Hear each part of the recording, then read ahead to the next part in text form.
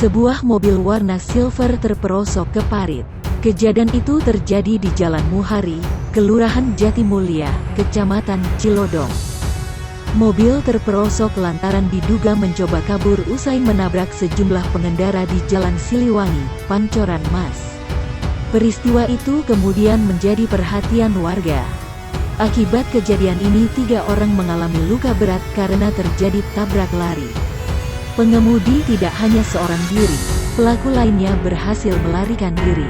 Sementara itu, pengemudi satunya telah diamankan.